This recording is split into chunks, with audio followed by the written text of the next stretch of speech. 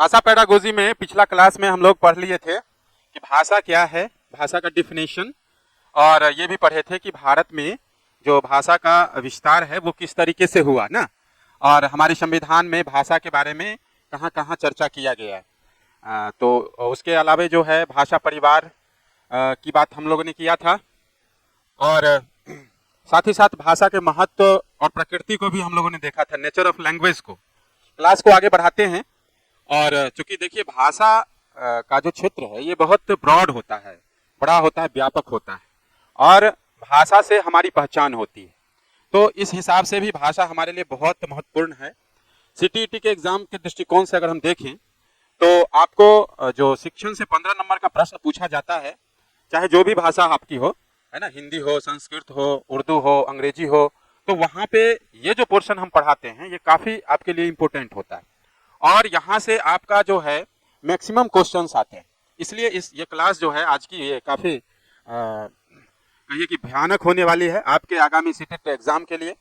एकदम गौर से सुनते रहना है, और जहाँ भी आपको डाउट हो एकदम आप खड़े होके बोलिएगा कि सर हमको यहाँ पे समझने में परेशानी हो रही है, ठीक है, क्योंकि बारीकियां हैं यहाँ पे, बहुत तथ्य होते हैं, और तथ्यों को समझना बहुत जरूरी हो जाता है। क्या चले शुरू करें हम लोग? चलिए देखिए, हम लोग एक एक टॉपिक को पढ़ते चले जाएंगे। सबसे पहले हम लोग आज जो हम लोग पढ़ने वाले हैं, इसमें हम लोग पढ़ने वाले हैं कि भाषा शिक्षण के उद्देश्य क्या हो सकते हैं। ठीक है, भाषा शिक्षण के उद्देश्य को हम लोग पढ़ेंगे।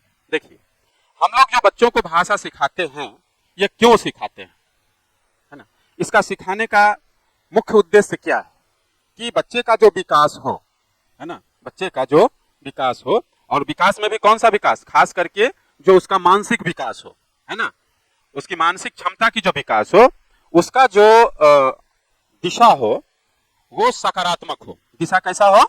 सकारात्मक हो, और वह सतत विकास करे, कंटिन्यूअस विकास करे, उसमें जो क्षमता है ना, अभिव्यक्ति की क्षमता है, वो ज्यादा अच्छा हो। ठीक है, तो इस हिसाब से हमारे लिए भाषा शिक्षण का सबसे मुख्य उद्देश्य हो जाता है कि विकास को सही दिशा प्रदान करना। नहीं, यानी हिंदी भाषा शिक्षण का जो मुख्य उद्देश्य है, उसका मुख्य उद्देश्य क्या हो जाएगा कि विकास को सही दिशा प्रदान करना। तो इसलिए हमने ये जो रखा है मुख्य उद्देश्य में, ये पहला आपका हो जाएगा क्या? हाँ, दिशा। चलिए, अब है कि भाषा शिक्षण का दूसरा जो उद्देश्य है, मुख्य उद्देश्य, वो होता है हमारा व्यवस्थित परिवर्तन। देखिए, हम लोग, आप लोग पढ़े होंगे अधिगम, ठीक है, अधिगम। अधिगम का मतलब क्या होता है? सीखना। और सीखने का जो मूल है वो मूल होता है परिवर्तन। पहले से आज के तौर तरीके में परिवर्तन, आज के बाद कल में परिवर्तन, है ना। तो ये परिवर्तन दैनिक होता है, नित्य दिन होता है, या यो कहे कि एक पल के बाद दूसरे पल में परिवर्तन होता है, तो ये भी गलत नहीं होगा। ठीक है, तो इसलिए भाषा शिक्षण के क्रम में जब आपके विकास में परिवर्तन होता है तो उसमें एक क्रमबद्धता देखी जाती है, एक सिस्टमैटिक चैन देखा जाता है। तो इसीलिए हमारा जो उद्देश्य है भाषा शिक्षण का, इसका दूसरा मुख्य उद्देश्य क्या है? व्यवस्थित परिवर्तन, है ना, सिस्टमैटिक होगा जब भी होगा। तीसरी बात यह है कि जब भी हम लोग भाषा सिखाते हैं तो हम लोगों ने ब्लूम के बारे में पढ़ा था, बीएस ब्लूम, कि उन्होंने शिक्षण के क्रम बताया था, अधिगम के क्रम में बताया था कि परिवर्तन जो होता है ना, 3 तरीके से हो सकता है। एक तो जिसको आप ज्ञानात्मक कहते हैं, जो नॉलेज में आपका विस्तार होता है। दूसरा भावात्मक परिवर्तन, जो कि आपके व्यवहार में होता है। और तीसरा क्रियात्मक परिवर्तन, जो कि आपकी गतिविधियों में होता है। तो भाषा शिक्षण का उद्देश्य एक ये भी है कि आपकी जो गतिविधि है, आपका जो दैनिक जो क्रियाकलाप है, उसमें भी कुछ न कुछ क्या हो? बदलाव हो। तो भाषा शिक्षण की ये भी काफी जो है महत्वपूर्ण उद्देश्य है। तो हम लोगों ने अभी क्या देखा कि भाषा शिक्षण के 3 मुख्य उद्देश्य है। ऐसे तो उद्देश्य बहुत सारे हैं, लेकिन जो इसको 3 भागों में हम लोग बांट के इसका हम लोग अध्ययन कर सकते हैं। याद रख, भाषा शिक्षण के उद्देश्य में सबसे पहला है विकास को सही दिशा प्रदान करना, है ना, और व्यवस्थित और क्रमबद्ध रूप से सीखना। और इसके बाद है कि जो भी चीज आप सीख रहे हैं उसको आप दैनिक जीवन में, व्यवहारिक जीवन में, गतिविधि के रूप में, क्रिया के रूप में, है ना, उसका उपयोग कर लेना। ठीक है, चलिए नेक्स्ट हम लोग देखते हैं आगे। अब देखिए ये कह रहा है, दिख रहा है ना सभी को? चलिए, यहां पे है कि शिक्षण उद्देश्य निर्धारण के लिए ध्यातव्य बिंदु क्या होगा, मुख्य बिंदु क्या होगा। कि शिक्षण उद्देश्य, जब आप भाषा शिक्षण का उद्देश्य का निर्धारण कर रहे हैं, बच्चों को पढ़ाने के लिए, भाषा पढ़ाने के लिए उद्देश्य का निर्धारण कर रहे हैं, तो किन बिंदुओं को आपको ध्यान में रखकर उद्देश्य को निर्धारित करना चाहिए, है ना। हम लोग कोई भी योजना बनाते हैं, पाठ्य योजना बनाते हैं, प्लानिंग करते हैं, तो प्लानिंग से पहले किन किन बातों पर फोकस करना, किन किन बातों पर ध्यान देना जरूरी होता है। तो भाषा शिक्षण के उद्देश्य का निर्धारण जब आप करेंगे तो आपको किन किन बिंदुओं पर ध्यान देने की आवश्यकता होगी, है ना। पहले तो सबसे पहले आपको सोचना पड़ेगा कि आप जो भाषा का शिक्षा दे रहे हैं, जहां पे, जिस ऑर्गेनाइजेशन में, ऑर्गेनाइजेशन का मतलब कि आप विद्यालय में पढ़ाएंगे, है ना, तो उस विद्यालय की प्रकृति कैसी है, उस विद्यालय की प्रकृति कैसी है। अर्थात हम लोगों ने एजुकेशन के बारे में पढ़ा था कि एजुकेशन 3 प्रकार के होते हैं, औपचारिक, है ना, अनौपचारिक और गैर औपचारिक या निरौपचारिक जिसको आप कहते हैं, है ना। तो अगर आप विद्यालय में भाषा की शिक्षा बच्चों को दे रहे हैं, तो उस विद्यालय का नेचर क्या है, लेवल क्या है, स्तर क्या है, टाइप क्या है, रिलीजियस है या नॉन रिलीजियस है ना। अभी देखिए हम लोगों के यहाँ तो रिलीजियस स्कूल्स भी होते हैं, जैसे आपको संस्कृत विद्यालय, जैसे आपको मदरसा, है ना, तो ये अपने अपने रिलीजन से जुड़े हुए होते हैं।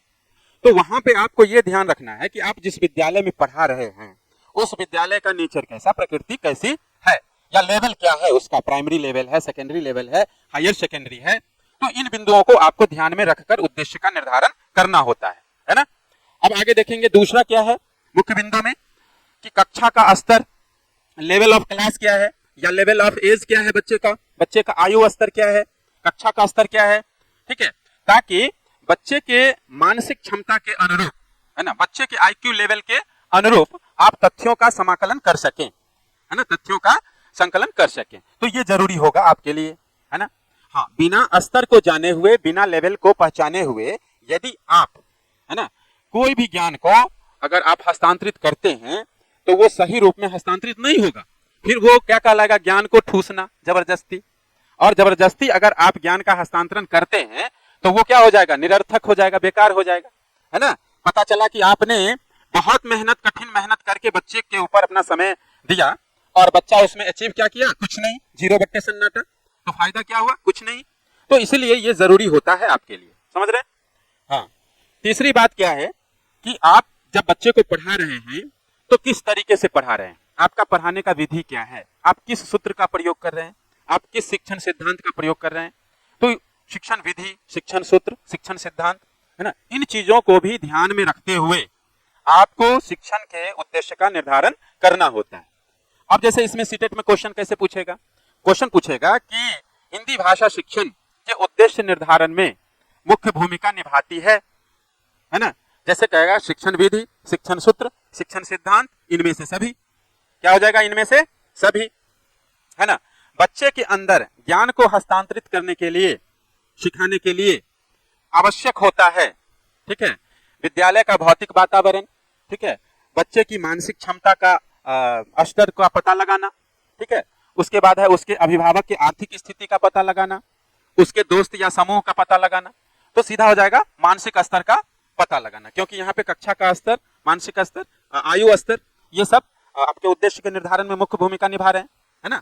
उसी तरह से अगर आप जिस प्रकार के विद्यालय में पढ़ा रहे हैं कि उसके शिक्षा का प्रकार क्या है, किस तरह का विद्यालय है, इसको भी आपको ध्यान में रखना पड़ेगा।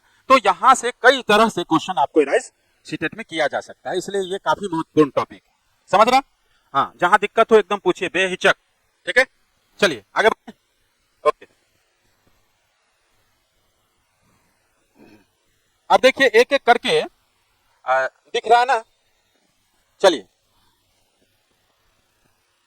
हालांकि पिछली कक्षा में हमने इन बिंदुओं पर चर्चा किया था, आज फिर से दोबारा करते हैं कि भाषा की विशेषताएं क्या क्या हो सकती हैं, ठीक है। तो जैसे एक क्वेश्चन खूब सीटेट का फेवरेट है कि भाषा वंशानुगत होती है, ये सही है या गलत है। बिल्कुल गलत है, अर्जित है, क्योंकि भाषा की विशेषताओं में हम लोग एक एक पॉइंट को आज देखने वाले हैं, है ना, और समझने वाले हैं। देखिएगा, सबसे पहली विशेषता जो है हमारी, ये कह रहा है कि भाषा जो है एक संपत्ति है, लेकिन वो संपत्ति कैसी है? तो अर्जित है। कैसी संपत्ति है? अर्जित। अर्जन का मतलब होता है, अर्जन का क्या मतलब होता है? कि जो पहले से नहीं था, जो पहले से, जमा करना नहीं। अर्जन का मतलब जमा करना नहीं होगा। अर्जन का मतलब होता है प्राप्त करना, अचीव करना, जो कि आपके पास पहले से नहीं था। ठीक है, आप मेहनत करते हैं, दिन रात परिश्रम करते हैं, और परिश्रम के बदले में आपको जो उपहार मिल जाता है ना, आपके मेहनत का जो फल मिलता है, वही आपके लिए क्या है? अर्जन है। आपने अर्जित किया, अपने मेहनत से अर्जित किया, है ना, आपने काम किया, इसलिए आपको फल मिला। तो बच्चा ने भाषा को सीखा, इसलिए बच्चा जो है भाषा में पारंगत हो गया। तो सीधी सी बात है कि भाषा जो है किस प्रकार की संपत्ति है? अर्जित है ना। क्लियर? चलिए, अगला है कि भाषा की जो विशेषताएं सबसे महत्वपूर्ण है वो है अनुकरण जन्य है। ये लैंग्वेज जो है ये अनुकरण किया जा सकता है। अनुकरण का दूसरा एक शब्द दे देगा, हालांकि सीटेट में शब्द जो है काफी चेंजेस होते हैं, इसलिए आपको मैं चर्चा कर देता हूं कि यहाँ पे आपको लिख देगा कि नकल योग्य। अगर ऐसा लिख दे तो क्या ये सही होगा, निगेटिव होगा या पॉजिटिव होगा? बिल्कुल सही होगा। यहाँ पे शब्द दे दिया है नकल योग्य, तो नकल और अनुकरण का प्रयोग जो है यहाँ पे समान अर्थ में किया गया है। ठीक है, तो इसलिए जब भाषा की विशेषताओं को हम लोग देखते हैं तो ये अनुकरण योग्य भी है और नकल योग्य भी है, कोई दिक्कत नहीं। अब देखिएगा कि भाषा की यह सबसे खास बात क्या है कि भाषा परिवर्तनशील होती है, चेंजेबल होती है। और कैसा चेंजेबल? तो सतत, लगातार परिवर्तन भाषा में होता रहता है ना। तो भाषा परिवर्तनशील होती है। अगर आपको दिया रहेगा कि निम्नलिखित में से कौन सा कथन गलत है, और ये सब लाइन लिखा हुआ है, एक लाइन लिखा हुआ है कि भाषा का स्वरूप अस्थायी होता है, तो वो कथन क्या हो जाएगा? इसलिए कि हम लोगों ने अभी क्या पढ़ा कि भाषा का जो स्वरूप है वो सतत परिवर्तनशील होता है। इसके बाद कहता है कि भाषा की विशेषताओं में अद्यतन सामाजिक क्रिया की समावेश भाषा में पाई जाती है। अद्यतन का मतलब क्या हुआ? अप टू डेट, नवीनतम जिसको आप कहते हैं, है ना, करेंट। तो नवीनतम जो बदलाव है, नवीनतम जो सामाजिक प्रयोग है या प्रोसेस है, वो सारी चीजें जो है आपको यहाँ पे देखने को मिल सकती है। ठीक है, ठीक है। तो हम लोग क्या पढ़ रहे थे? अद्यतन सामाजिक प्रक्रिया, है ना। तो अप टू डेट, नवीनतम जो बदलाव होते हैं, सामाजिक जो प्रोसेस होते हैं, समाज में जो कुछ भी दिन प्रतिदिन की घटनाएं होती हैं, उससे भी हमारे जो भाषा व्यवस्था है वो प्रभावित होती है। ठीक है, हाँ। अब देखेंगे नेक्स्ट क्या है कि भाषा जो है वो हमारे सभ्यता और संस्कृति की क्या होती है? हाँ, पहचान होती है। हमारी सभ्यता कैसी है, हमारी संस्कृति कैसी है, इसका अगर पता लगाना हो तो उस क्षेत्र विशेष की भाषाओं का आप सर्वे करें, शोध करें, उस पर आपको पता चल जाएगा कि वहाँ की सिविलाइजेशन और कल्चर की क्या खास बात है ना। तो इसलिए आप देखिएगा कि भाषा में परंपरागत गुण होते हैं, अर्थात यह जो है एक पीढ़ी से दूसरे पीढ़ियों में उसकी जो मूल ढांचा है, भाषा की मूल ढांचा है, वो हस्तांतरित होती है। हाँ, इसका ये मतलब नहीं है कि भाषा अस्थायी होता है, समझ रहे ना। हाँ, वो लैंग्वेज जो है पीढ़ी दर पीढ़ी परंपरा के रूप में एक पीढ़ी से दूसरे पीढ़ी हस्तांतरित होती रहती है, लेकिन उसमें यदि जरूरत पड़े तो उसमें परिवर्तन भी होते रहते हैं। ठीक ना। अब चलिए नेक्स्ट क्या है, अगला कह रहा है कि इसमें जो है संरचनात्मक भिन्नता होती है। तो आप देख सकते हैं पर्याप्त भिन्नताएं विभिन्न भाषाओं में आपको देखने को मिलेगी। कई आधार हैं इसके, भिन्नता के कई आधार हो सकते हैं। हो सकता है कि क्षेत्र के आधार पे भिन्नता हो, है ना। हो सकता है कि आपको धर्म के आधार पे भाषा में भिन्नता हो, ठीक है। हो सकता है कि सामाजिक जो ढांचा है आपका, ठीक है, या शिक्षा के आधार पे भी भिन्नताएं हो सकते हैं, है ना। जैसे कोई व्यक्ति शिक्षित है, कोई व्यक्ति शिक्षित नहीं है, तो दोनों के लैंग्वेज में अंतर होगा नहीं। तो कई आधार इसके हो सकते हैं भाषाई भिन्नता के, है ना। तो भाषा का संरचना कैसे हुआ, कंस्ट्रक्शन कैसे हुआ, कैसे कोई भाषा बन जाता है। तो भाषा की संरचना को अगर हम ध्यान से देखें तो उसमें भी हमें कोई दो भाषा में कुछ शब्द समान हो सकते हैं, है ना, कुछ शब्द समान हो सकते हैं, लेकिन सभी शब्द समान सभी भाषाओं में नहीं हो सकते हैं। अर्थात भाषा में क्या है, संरचनात्मक भिन्नताएं पाई जाती हैं। तो ये इसकी खासियत है। नेक्स्ट हम लोग देखते हैं कि प्रत्येक भाषा का विशिष्ट मानक रूप होता है, एक स्टैंडर्ड स्ट्रक्चर होता है सभी भाषाओं की, ठीक है। तो हालांकि सीटेट का जब एग्जाम में क्वेश्चन पूछा जाता है तो वहां पे ये जो शब्द है मानक शब्द जो है ये आपको निगेटिव वर्ड कर देता है कि ये नकारात्मक चीजें हैं। अगर आप भाषा सीख रहे हैं और आप मानक भाषा को सीख रहे हैं शुरुआत से, तो आप जिंदगी में कभी भाषा नहीं सीख पाएंगे, क्योंकि लोग गलती करके सीखते हैं। नहीं, अगर हम शुरू से ही सही सीखने का प्रयास करें तो हम सीख ही नहीं पाएंगे।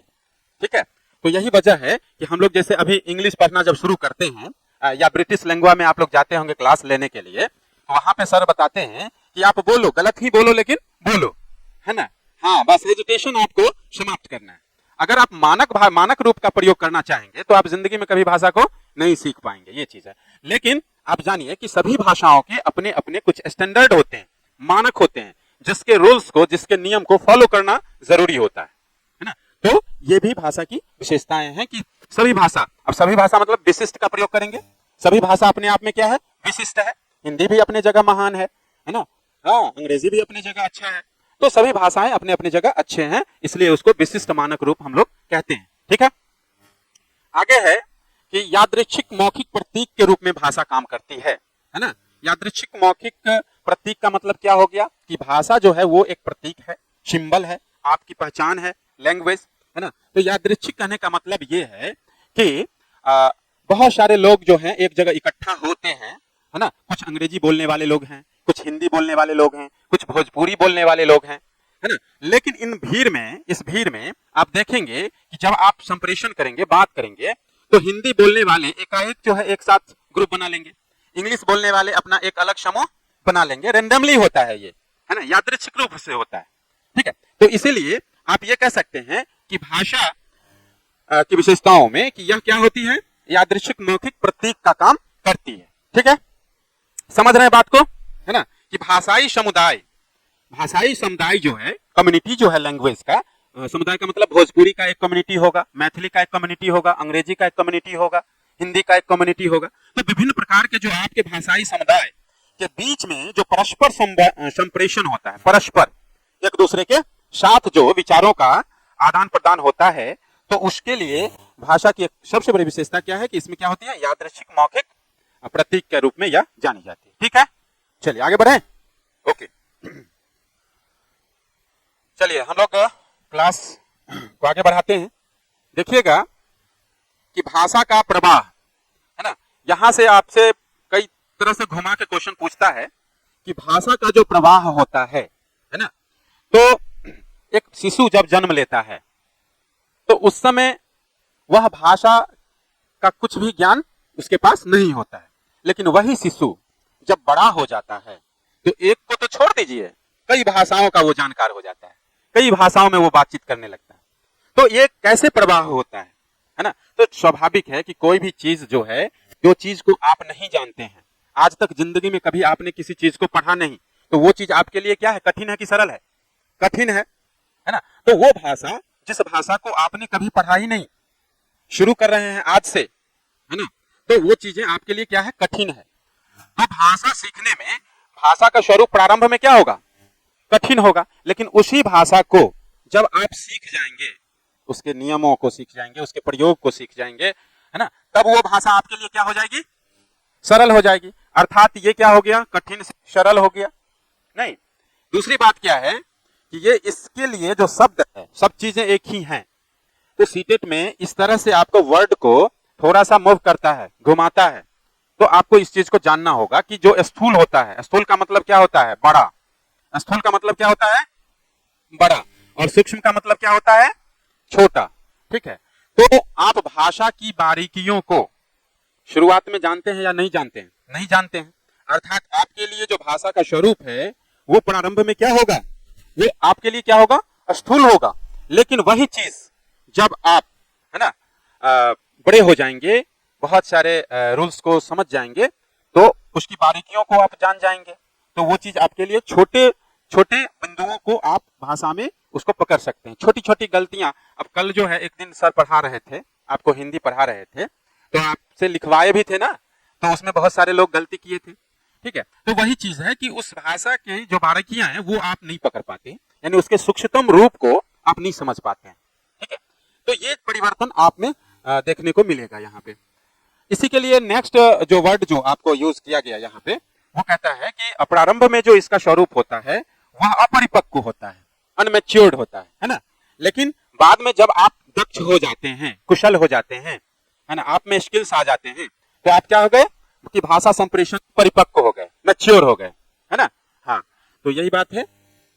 और एक चीज है कि प्रारंभ में हम टूटी फूटी भाषाओं का प्रयोग करते हैं, है ना, दो शब्द को जोड़ करके, तीन शब्द को जोड़ करके हम बोलना शुरू करते हैं। बाद में जो है लेकिन उन चीजों को अंतर नहीं कर पाते। तो इसके लिए जो शब्द होगा, एक होगा कि आरंभ में जो भाषा का स्वरूप होगा वो क्या होगा, संयोगावस्था।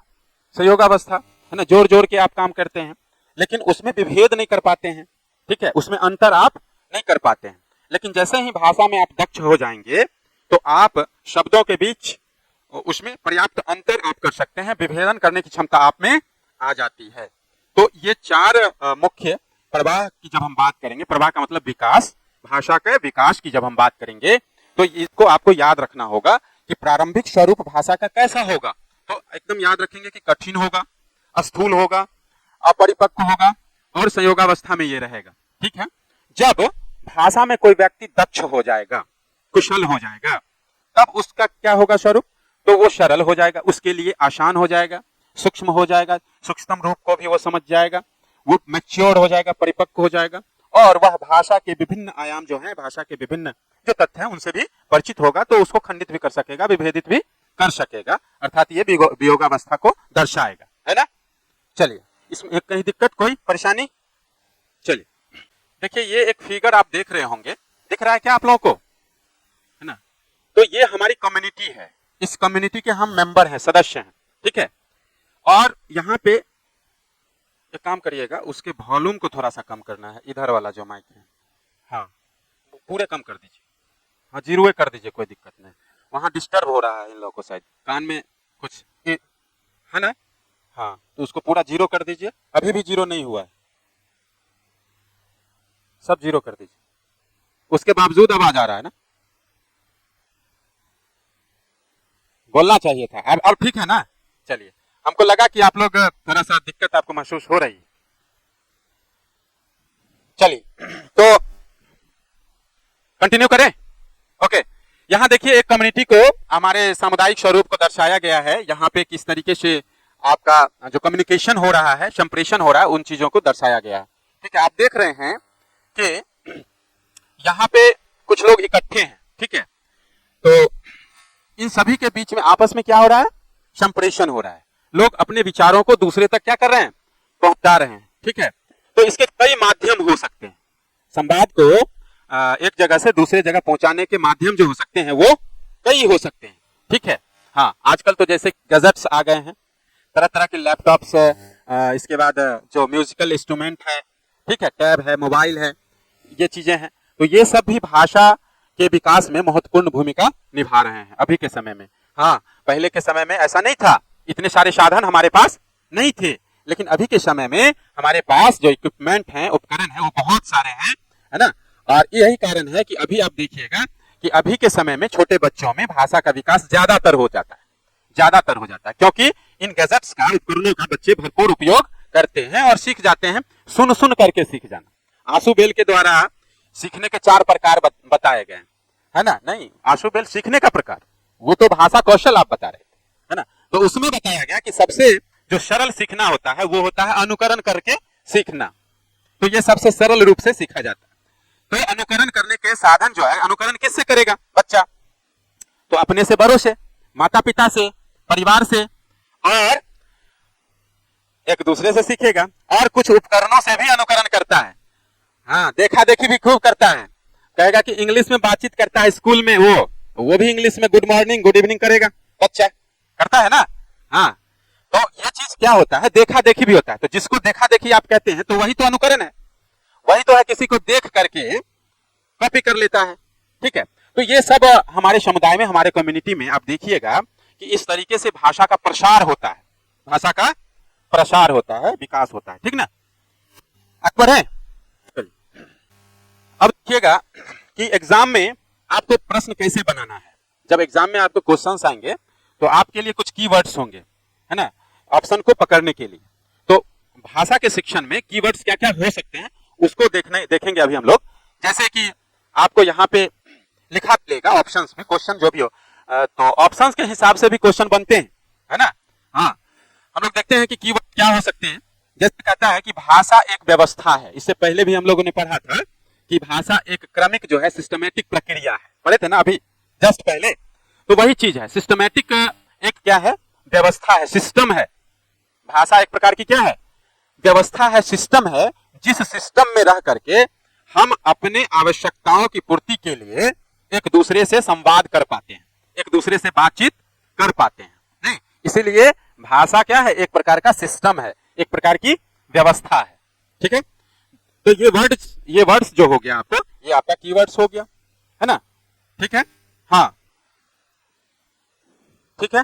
दूसरी बात क्या है, तो यही लाइन को थोड़ा सा और विस्तार करते हैं, है ना। भाषा एक व्यवस्था है, अब इसमें एक नया शब्द जोड़ देते हैं कि भाषा प्रतीकों की व्यवस्था है। ये भी सही है, भाषा एक व्यवस्था है, सिंपली हमने कहा। तो यहां से इस वर्ड्स को हमने लिया, ये बता रहा है कि भाषा जो है एक निश्चित क्षेत्र विशेष और उसकी अपनी एक खास प्रकृति होती है, उसकी अपनी एक संरचना होती है, इसलिए वो एक सिस्टम है। प्रत्येक ऑर्गेनाइजेशन किसको कहते हैं, है ना, जिसकी अपने नियम होते हैं, कानून होते हैं। उसी तरह प्रत्येक भाषा की अपनी क्या है, नियम है ना। तो अब यहां से हमने इसमें क्या लाइन जोड़ दिया कि प्रतीकों की व्यवस्था है, सिंबल है। ठीक है, जैसे आप देखते हैं वर्णमाला पढ़ते हैं, तो आप पढ़ते हैं इंग्लिश में लिखेंगे ऐसे, है ना, ये एक प्रतीक है ना, सिंबल है। अगर आपको हिंदी में लिखना होगा तो आप ऐसे लिखेंगे, है ना। आपको मान के चलिए संस्कृत में लिखना हो, संस्कृत में भी तो ऐसे ही लिखाता है ना। हाँ, उर्दू में अगर लिखना हो तो कैसे लिखेंगे, ऐसे। ओ अच्छा, ऐसे, ये हो गया। तो ये जो है आप देख रहे हैं, ये क्या है, ये रोमन में लिखा हुआ है, ये क्या है, देवनागरी में लिखा हुआ है, ये भी देवनागरी में लिखा हुआ है, और ये किस में लिखा हुआ है, उर्दू में कि अरेबिक में। अरबी लिपि, लिपि उर्दू की क्या है, अरेबिक लिपि में लिखा हुआ है। ठीक है, तो ये चीजें हैं, अर्थात ये प्रतीकों की क्या है, व्यवस्था है। तो ये भी लाइन हमारा क्या गलत है कि सही है, सही है। ठीक है, चलिए आगे देखते हैं कि भाषा जो प्रतीक है, अभी जो हमने प्रतीक लिखा था, लिखे थे ना यहाँ पे, ए लिखे थे, अ लिखे थे, तो वो जो प्रतीक है हमारे, जो सिंबल्स हैं, तो उस सिंबल्स के कितने रूप होते हैं, उस प्रतीक के दो ही रूप होते हैं। ठीक है, हालांकि एक रूप और होता है जिसको हम सांकेतिक कहते हैं। क्या कहते हैं, हाँ, एक रूप ये भी होता है जिसको हम सांकेतिक कहते हैं। ठीक है, हाँ, तो इसके मुख्य रूप से क्या है, दो ही रूप होते हैं। एक होता है जिसको हम क्या कहते हैं, मौखिक, और एक होता है जिसको हम क्या कहते हैं, लिखित कहते हैं। ठीक है, तो मौखिक प्रतीक जो होते हैं वो वाचन के द्वारा प्रदर्शित होता है, और लिखित जो है लेखन के द्वारा, राइटिंग्स के द्वारा। ठीक है, अब देखिएगा आगे जब हम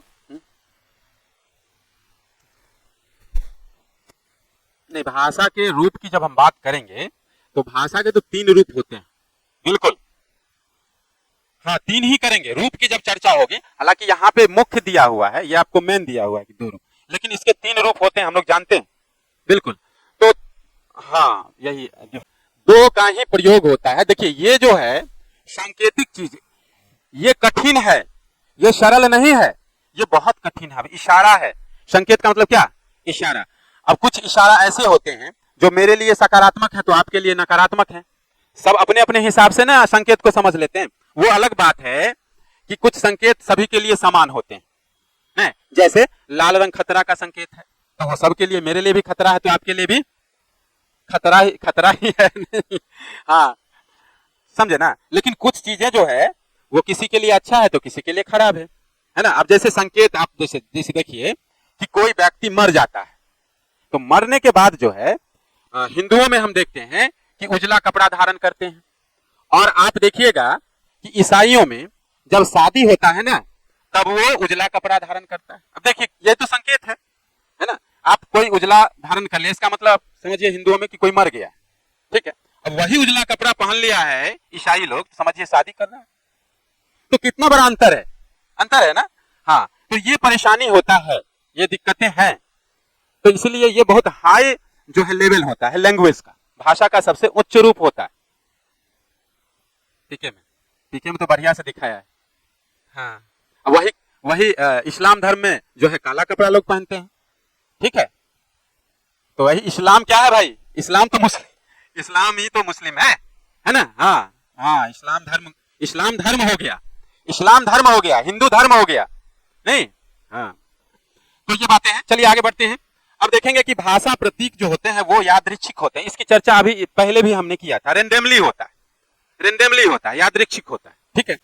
और सबसे ज्यादा जो फोकस करता है सीटेट में एग्जाम में, भाषा पेडागोजी में, इसी लाइन को करता है कि भाषा जो है वो परस्पर विचार विनिमय और सामाजिक क्रियाकलाप का क्या है, साधन है ना। भाषा साधन है, किस चीज का साधन है, तो विचारों के विनिमय का साधन है। और किस चीज का साधन है, तो सामाजिक क्रियाकलाप का साधन है। अगर हम यहां से भाषा को अपने समाज से हटा दें, गायब कर दें, तो क्या विचारों का विनिमय हो पाएगा? एक आदमी से एक आदमी का बात दूसरे तक पहुंच पाएगा? नहीं पहुंच पाएगा। और हम भाषा को अपने समाज से हटा दें तो क्या हमारे जो भी सोशल एक्टिविटीज हैं, जो सामाजिक क्रियाकलाप हैं, क्या वो सही रूप में संपन्न हो पाएगी? नहीं होगा, बिल्कुल नहीं होगा, है ना। तो ये चीजें हैं, ये मेन थीम है आपका भाषा शिक्षण में, ठीक है। कि भाषा क्या है, परस्पर विचारों का विनिमय का साधन है और सामाजिक क्रियाकलाप का भी ये साधन है।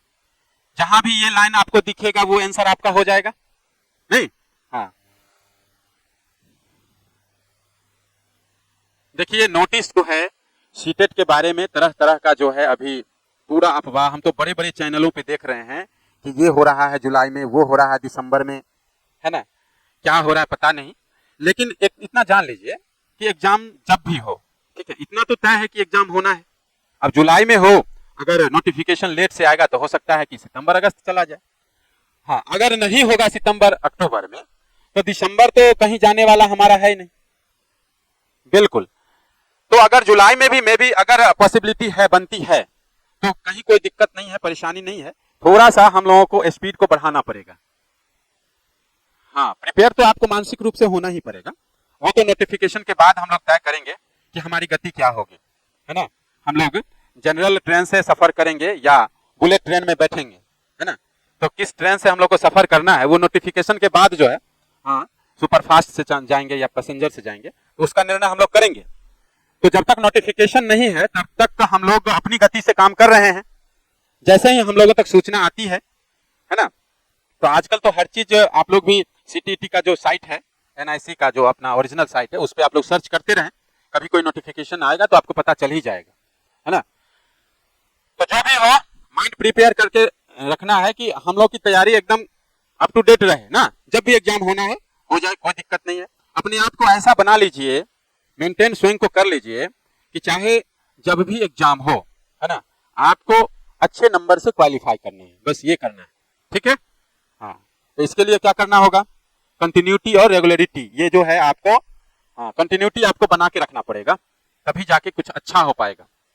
और इरेगुलर हो जाइएगा, कभी गर्मी लगने लगेगी, कभी लू मार देगा, कभी तबीयत खराब हो जाएगा, तो परेशानी है। अब तो हमारे संस्थान ने इतना ज्यादा आप लोगों के लिए हम लोग काम करते हैं कि अब तो हम लोग लाइव ऑनलाइन सारा जो है आपको पीडीएफ से लेकर के लाइव वीडियो जो है वो भी आपको हम प्रोवाइड करवा रहे हैं, प्रत्येक दिन का करवा रहे हैं, मिलता है ना आप लोगों को। हाँ, तो उसको आप लोग देखते रहें, रिवाइज करते रहें, और उससे आप लोग नोट्स को भी बनाते रहें, अपना भी बनाते रहें। और देखिए क्वेश्चन भी हम लोग थोड़ा सा पहले कंप्लीट कर लेंगे ना सिलेबस को, तब हम लोग क्वेश्चन भी सॉल्व करना शुरू करेंगे। हमको लगता है कि ये आपका शायद तीसरा क्लास है पेडागोजी का। हाँ, तो हमको एक दो क्लास और हमको चाहिए, उसके बाद हम लोग ये फिनिश कर लेंगे, फिर हम लोग प्रैक्टिस करेंगे इसका टोटल क्वेश्चन। हाँ, तो सेकंड लैंग्वेज का करेंगे, फिर सेकंड लैंग्वेज पे हम लोग काम करेंगे, लेकिन इसका जब फिनिश करेंगे तो फिर इसका जितना भी क्वेश्चंस है उसको भी हम लोग कंप्लीट पहले कर लेंगे। सब विषय का पेडागोजी होगा। हाँ, नहीं, अभी तो फिलहाल हम एक क्लास दिए हैं, लेकिन आगे क्लास की संख्या इसमें पेडागोजी में बढ़ जाएगी आपकी, क्योंकि सब्जेक्ट्स भी तो बहुत सारे हैं, तो इसलिए इसको बढ़ाएंगे, है ना। आगे बढ़े इसमें, ये समझ रहे हैं, कोई दिक्कत नहीं है। चलिए आगे बढ़ते हैं।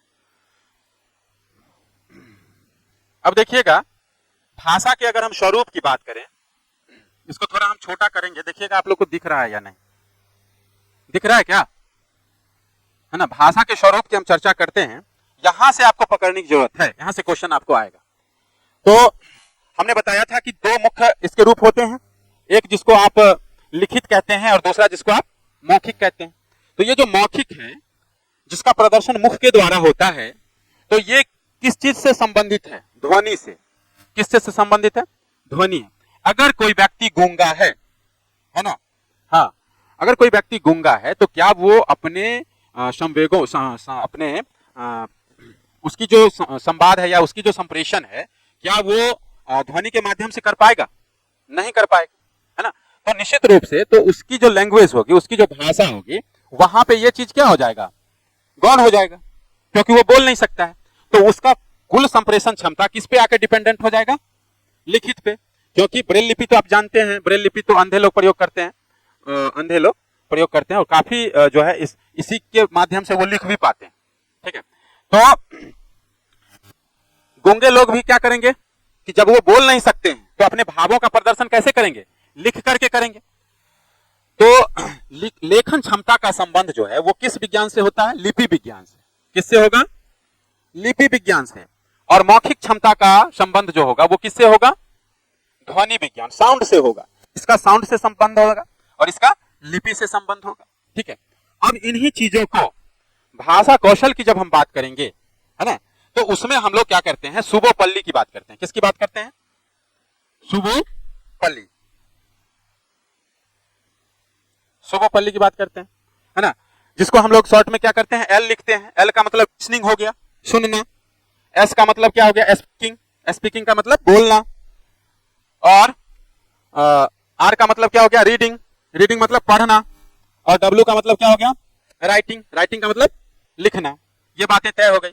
लेकिन क्वेश्चन ऐसे नहीं पूछेगा इजी वे में। क्वेश्चन ऐसे सरल अब नहीं पूछता है, क्वेश्चन को थोड़ा सा ट्विस्ट करता है और तब पूछता है, आपस में इसको मिला देता है, मिक्सअप कर देता है कि कुछ चीजें ऐसे हैं जिसको आप एक्सप्रेस करते हैं, अभिव्यक्त करते हैं, और कुछ चीजें ऐसे हैं जिसको आप एक्सेप्ट करते हैं, ग्रहण करते हैं, है ना, एक्विजिशन करते हैं। तो इस चार में से वह कौन सा कौशल है जिसको आप अभिव्यक्त करते हैं, और इस चारों में से कौन सा वह कौशल है जिसको आप ग्रहण करते हैं? तो यहां से आपको क्वेश्चन पूछता है, ठीक है। तो इसको कैसे हम लोग समझेंगे जिससे हम लोग को एग्जाम में कोई दिक्कत ना हो? तो थोड़ा सा और इसमें हम आगे बढ़ाएंगे, कैसे इन चीजों को आप रख सकते हैं। अगर हम यहाँ पे कहें कि ये हमारा जो है 1 नंबर हो गया, ये हमारा दूसरा हो गया, ये हमारा तीसरा हो गया और ये हमारा चौथा हो गया। वर्ड यहाँ पे क्या हो जाएगा? LSRW। क्या हो जाएगा? LSRW। ये क्रमिक होगा, सिस्टम में होगा, है ना, कि पहले लिसनिंग होगा, तब स्पीकिंग होगा, उसके बाद रीडिंग, और सबसे अंत में क्या होगा? राइटिंग। लेकिन इस दोनों में से किसको आप अभिव्यक्तात्मक कहेंगे और किसको आप ग्रहणात्मक कहेंगे? तो बिल्कुल आप देखिएगा यहाँ पे है लिसनिंग, है ना। लिसनिंग का मतलब क्या हो गया? सुनना, है ना। और रीडिंग, रीडिंग का मतलब क्या हो गया? पढ़ना। अर्थात ये जो सीधा सीधी लाइन है हमारा, ये दोनों जो है, ये आपका जो है, ये ग्रहण करने वाला है। क्या है? ग्रहण करने वाला है, एक्सेप्ट करना पड़ा। अब आपको मान के चलिए कि आप अभी करंट एज में हैं, तो आपको हनी सिंह का गाना अच्छा लगता है ना, तो आप हनी सिंह का गाना सुनिएगा। लेकिन हम लोगों के कान में अगर हनी सिंह का गाना पड़ता है ना, तो बड़ा इरिटेट हो जाते हैं, तो वो हमको अच्छा नहीं लगता है। अच्छा नहीं लगने के बावजूद भी हमको सुनना पड़ता है, ये हमारी मजबूरी है। तो वही बात है कि सुनना आपको पड़ता है, आपको मन हो या नहीं हो। अर्थात उस सुनने की क्रिया जो है, ये आपके चॉइस पे डिपेंड नहीं करता है। क्या सर? कुछ आप अच्छा, हाँ, थोड़ा सा ये है, हम करेंगे बात फिर, ठीक है, ठीक है। तो ये बातें यहाँ पे हम देखने को मिलता है हमको कि L+R, है ना। आप लोग देखते होंगे, ये शायद आपको स्पीकर में भी लिखा रहता है, क्या ऐसा? LR लिखा रहता है ना, लेफ्ट राइट। तो आप याद रखिएगा कि जब हम मोबाइल कोड जो है साउंड सिस्टम में डालते हैं, तो ये क्या रहता है? LR लिखा रहता है, लिखा रहता है ना। तो वो जो है क्या है? ग्रहणात्मक है। क्या है?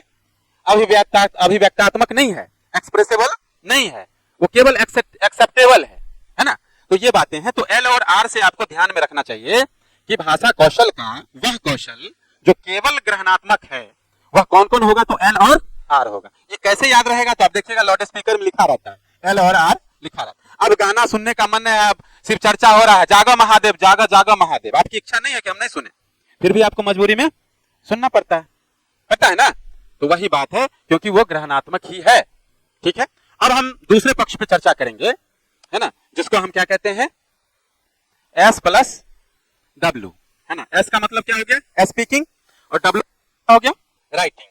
ठीक है, यानी बोलना और लिखना, बोलना और लिखना। देखिए, तो ये दोनों एक साथ रहेगा, बोलना और लिखना। ठीक है, तो ये आपका अभिव्यक्ति कर रहा है, ये क्या कर रहा है, आपके विचारों के, आपके भावनाओं का जो एक्सप्रेशन होता है, आप जिसको अभिव्यक्त करते हैं, वो या तो आप बोल कर करते हैं या लिख कर करते हैं। आपके मन के अंदर जो कुछ भी चल रहा है ना, आपके मन के अंदर जो कुछ भी गुफ्तगू हो रही है, आप कर रहे हैं किसी के साथ, तो उसमें साउंड होना जरूरी है, आवाज होना जरूरी है। और आवाज कब होगी, जब आप बोलेंगे, है ना। अब तो आजकल बिना आवाज के भी लोग बोलते हैं। ठीक है, हाँ, कैसे, बिना आवाज। देखते हैं, कोई पढ़ लेता है, आप बोलते हैं और साउंड आपके मुंह से नहीं निकल रहा है, आपके लिपसिंग से पकड़ लेगा कि आप क्या बोल रहे हैं, आपके लिपसिंग से आपको पकड़ लेगा कि आप क्या बोल रहे हैं, किन चीजों को बोल रहे हैं, है ना। अब देखिएगा, मूक फिल्म आप देखे होंगे, मूक फिल्म राजा हरिश्चंद्र, जिसमें आवाज नहीं था, बिना आवाज का था, लेकिन उस जमाने में बताइए कि लोग उस तरह की फिल्मों को देखते ही नहीं थे, बल्कि देख करके प्रभावित भी होते थे, अभिप्रेरित भी होते थे। तो ये बातें हैं, हालांकि ये थोड़ा सा हाई लेवल का है, सब लोग नहीं समझ सकते हैं, लेकिन लिपसिंग को सभी लोग नहीं समझ सकते हैं। ठीक है, अब कुछ जीवों का तो एक ही तरह का लिपसिंग होगा। अब जैसे गाय भैंस को देखिएगा तो मुंह का लिपसिंग कैसे होता है, एक ही तरह का होता है ना। और तो बोलता है भैया तो वैसे ही बोलेगा, और लिपसिंग भी करेगा तो ऐसे ही करेगा, तो वो बात अलग बातें हैं। चलिए, हम लोग याद कैसे रखेंगे, तो यहां से याद रखेंगे, एल प्लस आर जब होगा तो ये क्या होगा, ग्रहात्मक, और ये एस डब्ल्यू होगा तो क्या होगा, अभिव्यक्तात्मक। याद रहेगा। चलिए आगे बढ़ते हैं। अब इसका आप यहां से भी याद रख सकते हैं, L plus R, L plus R, ये जो होगा ये क्या हो जाएगा आपका, ग्रहात्मक, एल प्लस आर। और एस प्लस डब्ल्यू की जब हम बात करेंगे तो ये क्या हो जाएगा, अभिव्यक्तात्मक। समझ गए। तो बस ये चीजें आपको बिल्कुल कॉन्सेप्ट में रहना चाहिए, है ना। यहां नहीं, ऐसा नहीं है कि अब ये डब्ल्यू को आप इधर भेज दीजिएगा, है ना, ये एस को यहां पहुंचा दीजिए ना, और आर को किधर पहुंचा दीजिए, इधर पहुंचा दीजिए। तो बस यही चेंजिंग है, क्योंकि हम लोग क्या पढ़े हैं, शुभोपल्ली, हम लोग क्या पढ़े हैं, शुभोपल्ली। तो आपको शुरू वाला में और लास्ट वाला में कोई अंतर नहीं करना है, शुरू वाला में और लास्ट वाला में कोई अंतर नहीं करना है। तो फेर बदल किसमें करना है, बीच वाला में, आर को इधर पहुंचा देना है और एस को इधर पहुंचा देना है, तब ये हो जाएगा आपको ग्रहात्मक और अभिव्यक्तात्मक स्वरूप। अगर शुभोपल्ली को रखिएगा तो वो भाषा कौशल के विकास का क्रम हो जाएगा, यही अंतर है। ठीक ना। चैप्टर जो है अब हमारा आज का कंप्लीट हो रहा है, पूरा हो रहा है, और एक टेबल आपको दे देते हैं, ये आपके लिए सबसे आसान होगा, है ना, पढ़ना इजी हो जाएगा, समझना भी इजी हो जाएगा। भाषा कौशल की जब हम बात करेंगे तो इससे कई तरह के प्रश्न आपको पूछ सकते हैं। तो आप इसको देखिएगा, पूरा दिख रहा है क्या, दिख रहा होगा। ठीक है, चलिए इसको थोड़ा सा समझ लीजिए, ये क्या चीज है आपके लिए, ये की है, की टेबल हो जाएगा, लैंग्वेज का की टेबल हो जाएगा। यहां से आपको बहुत सारे प्रश्न बनेंगे, है ना। जैसे अगर हम कौशल की बात करें, स्किल्स, लैंग्वेज स्किल्स की बात करें, तो ये तो हम लोग जानते हैं कि एल होता है, एस होता है, आर होता है और डब्ल्यू होता है, नहीं, अर्थात सुनना, है ना, बोलना, पढ़ना और लिखना होता है। अब इसमें से आप देखिए कि कौन कौन से वो कौशल हैं जिसके स्वरूप जो होते हैं वो मौखिक हो सकते हैं, और किन किन कौशल का स्वरूप जो है वो लिखित हो सकता है। तो ऊपर से जो दोनों है, ये दोनों क्या हो जाएगा भाई, मौखिक हो जाएगा, एल और एस, और नीचे से जो दोनों है अर्थात पढ़ना और लिखना, ये कैसा हो जाएगा, लिखित। किताब में तो आप लिखा रहता है, उसी को ना आप पढ़ते हैं, तो एक तरह का लिखित ही ना हो गया जिसको आप पढ़ रहे हैं, और लिखना तो लिखित हो ही गया। तो नीचे वाला दोनों का स्वरूप क्या होगा, लिखित, और ऊपर वाला दोनों का क्या हो जाएगा, मौखिक। अगर हम संप्रेषण के उद्देश्य की बात करें शुभोपल्ली में कि किसका उद्देश्य क्या होता है, तो उसमें दो प्रकार की बातें आएंगी।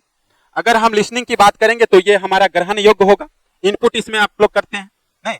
और अगर हम स्पीकिंग की बात करें, बोलने की बात करें, तो ये अभिव्यक्तात्मक स्वरूप होता है, अर्थात ये आउटपुट करता है ना। आउटपुट का मतलब हो गया कि जो कुछ आप बोल रहे हैं वही आपके लिए क्या है, आउटपुट है।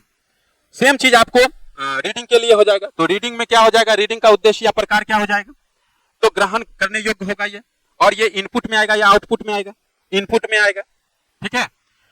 और इसके बाद जो है राइटिंग की जब हम बात करें तो ये भी अभिव्यक्ति होता है, अभिव्यक्तात्मक होता है, और ये क्या होता है, आउटपुट या इनपुट, आउटपुट होगा। यहां से क्वेश्चन सबसे ज्यादा सीटेड इस लाइन से पूछेगा, नेचर ऑफ स्किल्स, है ना, कि भाषा कौशल की प्रकृति कैसी होगी, है ना। ये बहुत खास है आपके लिए कि अगर हम बोलें कि भाषा कौशल में जो श्रवण कौशल है, सुनने का जो कौशल है, उसकी प्रकृति कैसी होती है, मूर्त होती है, अमूर्त होती है, या दोनों होती है, अमूर्त होगी, है ना। आपको वाचन कौशल जो है उसकी प्रकृति कैसी होती है, वाचन कौशल अर्थात बोलने का कौशल जो है वो क्या होगा, अमूर्त होगा, उसका नेचर। और आपका जो पठन कौशल है ना, तो पठन कौशल का जो प्रकृति होगा वो क्या होगा, मूर्त होगा, ठीक है। क्योंकि वो चीज कोई भी बच्चा पढ़ रहा है, अब वो अच्छा पढ़ रहा है, शुद्ध पढ़ रहा है या नहीं पढ़ रहा है, ये तो आपको देखकर पता चल जाता है ना, इसलिए वो क्या है, मूर्त है, इसलिए वो क्या है, मूर्त है। और अगर कोई बच्चा लिख रहा है तो उसकी राइटिंग अच्छी है या उसकी राइटिंग खराब है, उसके राइटिंग में उसके जो राइटिंग करके लाया है उसमें आप गुड, वेरी गुड, एक्सीलेंट, है ना, ऑसम लिख देते हैं कभी कभी, ठीक है। तो ये कैसे आप लिख देते हैं, देख करके, तो अर्थात तो उसको देखा जा सकता है, अर्थात वो क्या है, मूर्त है, ठीक है। तो ये बातें हैं, तो इस टेबल से, और एक बातें और हैं कि भाषा कौशल का जो संबंध है, जो रिलेशन है, वो किससे है, ठीक है। कि अगर हम शुभोपल्ली की बात करते हैं तो श्रवण कौशल का संबंध किससे है ना, वाचन कौशल का संबंध किससे है, पठन का संबंध किससे है, और लेखन का संबंध किससे है। इससे पहले ही हमने चर्चा कर दिया था हालांकि कि जो श्रवण है उसका संबंध ध्वनि विज्ञान से है ना, जो वाचन कौशल है उसका संबंध भी ध्वनि विज्ञान से है, जो आपका पठन कौशल है उसका संबंध लिपि विज्ञान से है, और जो लेखन कौशल है उसका संबंध किससे है, लिपि विज्ञान से। तो ऊपर वाला दोनों ध्वनि विज्ञान और नीचे वाला दोनों लिपि विज्ञान, इधर से ऊपर वाला दोनों का स्वरूप मौखिक और इधर से दोनों का स्वरूप नीचे से लिखित। याद रहेगा, एक दो बार टेबल को देखिएगा ना, बहुत सारे प्रश्न इसमें से कम हमको लगता है कि इस टेबल से सीटेट में कम से कम 15 से 20 प्रश्न बनेंगे, 15 से 20 प्रश्न बनेंगे टाइप केवल इस टेबल से, है ना। इसलिए ये टेबल आपके लिए काफी महत्वपूर्ण है, ठीक है, ओके। तो आज हम लोगों ने भाषा शिक्षण के अंतर्गत जो है हम लोगों ने पढ़ा कि जो हमारा भाषा कौशल है उसका जो संरचना है वो किस तरीके से है, और उसकी प्रकृति क्या है, नेचर क्या है उसका, किस तरह से वो एक दूसरे से संबंधित है, किस तरह से सभी भाषा कौशल एक दूसरे से अलग है और किस प्रकार से संबंधित है ना। तो इन सारे बिंदुओं पर हम लोगों ने आज चर्चा किया, काफी आपके सीटेट के लिए ये आज का क्लास महत्वपूर्ण क्लास रहा। और इसके बाद नेक्स्ट क्लास में जो है हम लोग फिर कौशल की ही बात करेंगे और एक एक कौशल को हम लोग पढ़ेंगे, है ना।